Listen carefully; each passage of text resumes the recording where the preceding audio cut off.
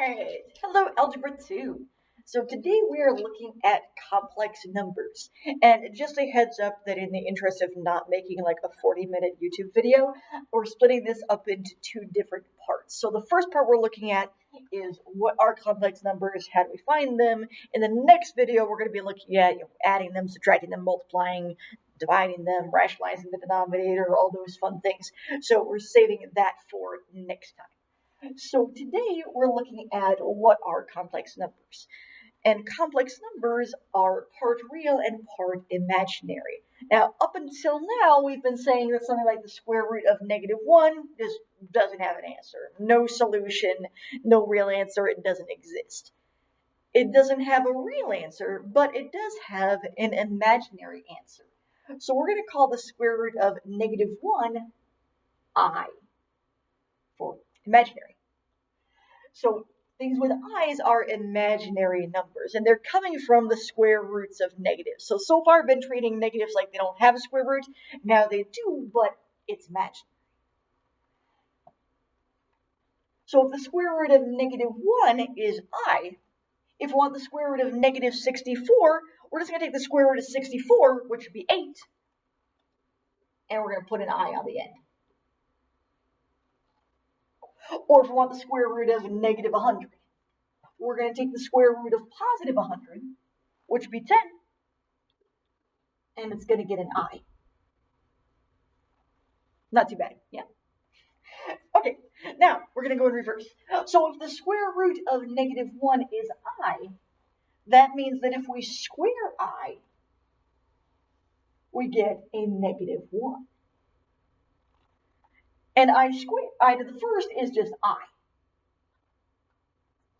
So then if we want a power that's higher than that, if I want to talk about I to the third is really just I times I times I. Or we already said that I squared is -1. So if this part is -1, then -1 times I is -I. So I to the third is -I. And if we do that again, if we say I to the fourth is I times I times I times I, then this will be a -1. This will be a -1. And -1 times -1 is, oh, that's +1. So I to the fourth is a +1. And now that pattern's actually going to keep going, because if I say I to the fifth, I to the fourth is already 1. And we're just multiplying by another I. So I to the fifth is actually right back to where we started off with I to the first. And that pattern is going to keep going, which means that if I want to find a power that's higher than that, I don't need to keep doing this. We just follow our pattern. So I to the fifth would be here, I to the sixth would be here, I to the seventh, I to the eighth, and so on. So if we want something like I to the 15th, now we could just keep going. 8th, 9th, 10th, 11th, 12th, 13th, 14th, 15th, and that's one way to get to I to the third. The other way to get to I to the third is to say that we can split that 15 up into some multiple of 4, and then whatever it would take to get back up to 15. Because if we can get to a multiple of 4, that's just 1. So I to the fourth is 1, I to the eighth is 1, I to the 12th is 1. So if I to the 12th is 1, we can split I to the 15th up into I to the 12th and I to the third. Because again, if we're multiplying things that have exponents, then we're adding our exponents. So 12 plus 3 would get you to 15, which is nice because I to the 12th is just 1. And we know that I to the third is -I. And that's another way to get to that -3rd. So this part is probably a thing that you're going to want to jot down in your notes, because as long as we've got this, then every other power is just some part of that pattern. So if we want I to the 21st, we can split that up into I to the 20th, because that's the nearest multiple of 4, and I to the first. Because I to the 20th would get us back to 1, and I to the first is just I. 1 times I is I. Or if we want I to the 42nd, we're looking for the nearest multiple of 4. And usually we're looking for the nearest multiple of 4 down. Now, technically, you could go up. I'll show you how to do that in a moment. So if we call this I to the 40th times I to the 2nd, then I to the 40th would give you 1. And I to the 2nd is -1. And 1 times -1 is -1. Now, if you wanted to say go up to 44 instead of down to 40, that would also work. So if we had I to the 44th, then in order to get back down to a 42, we're going to need an I to the -2nd, which is fine. It just means we're going to be going backwards in our pattern. So if we're looking for I to the -2nd, I to the 1st is here, which means I to the 0th power is back here, -1, -2 will get you to, that's a -1. Now, this is probably easier. This technically works. Okay, so that's powers of I, which is going to be useful if we're multiplying them. For example, if I've got 2I times 3I, right now we're going to treat it just like we would any other variable. So if we're multiplying I times I, that's I squared, just like any other variable. So x times x is x squared, y times y is y squared. I times I is I squared. 2 times 3 gets you 6. But we said back here that I squared was -1.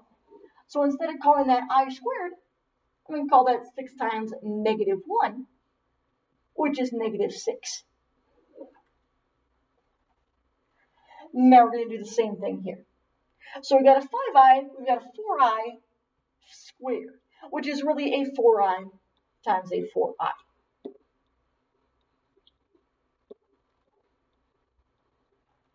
Okay, same sort of thing. So we can multiply our coefficients. So 5 times 4 is 20, times another 4 gets you 80. And I times I times I is going to give you I to the 3rd, just like any other variable would. So if we got I to the 3rd, if we look back at the thing you hopefully jotted down in your notes by now, I to the 3rd is -I.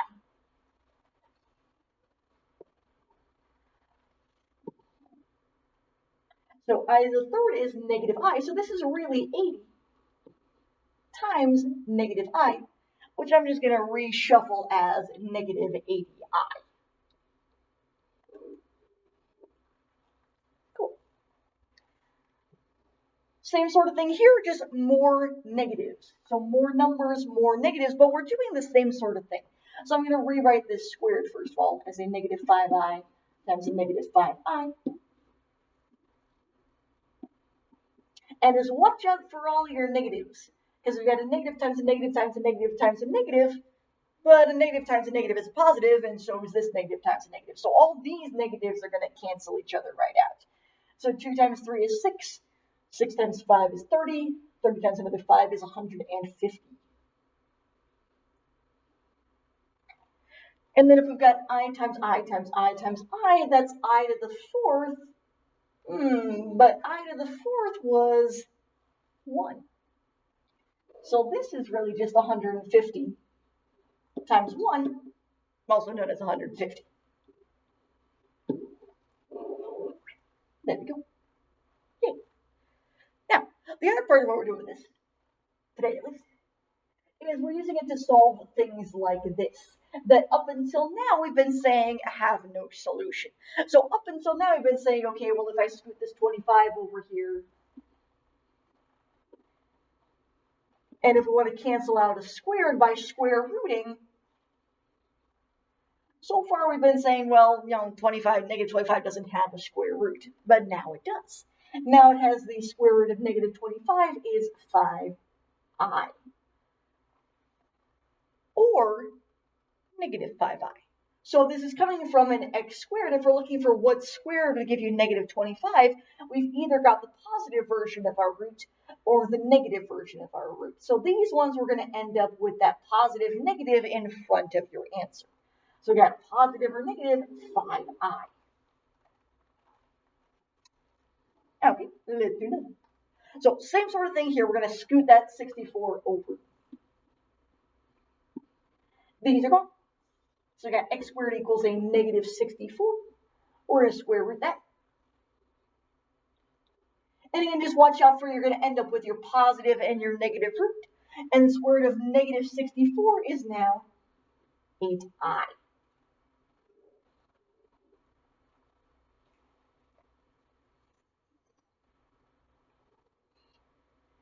Okay. Same sort of thing here, except now we have a number out front. And if you got a number out front, you can either deal with that now or you can deal with it after we scoot that 20 over. So if you want to go ahead and divide by 5 now, that's fine. If you want to save it for later after we move this 20 over, that's also fine.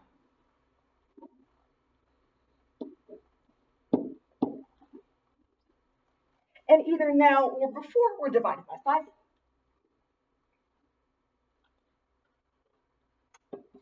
And 20 divided by 5 gets you 4. That's got a negative out front. And now we're square rooting it.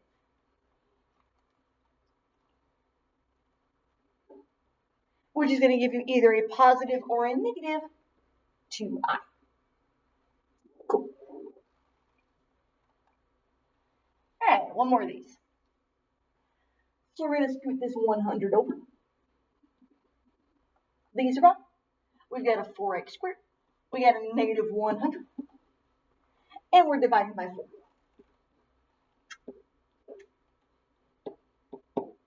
And 100 divided by 4 gets you 25. That's got a negative out front.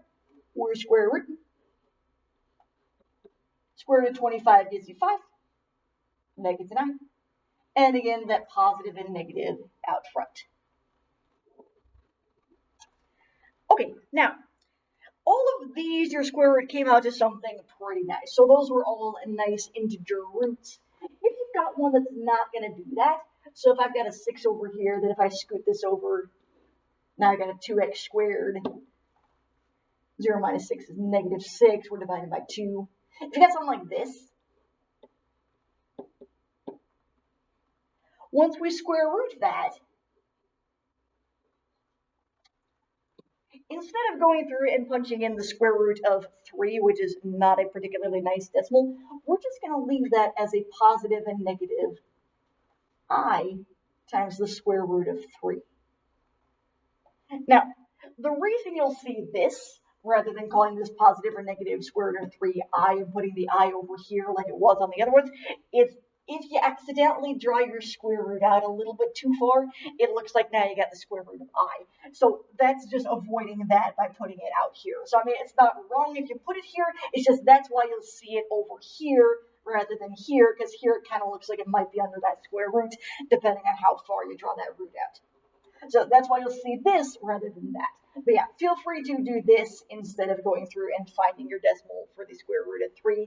In most cases, this is going to be a nicer thing to have. All right, so that is the first part of complex numbers, and we will talk about the next part next week. I will see you then.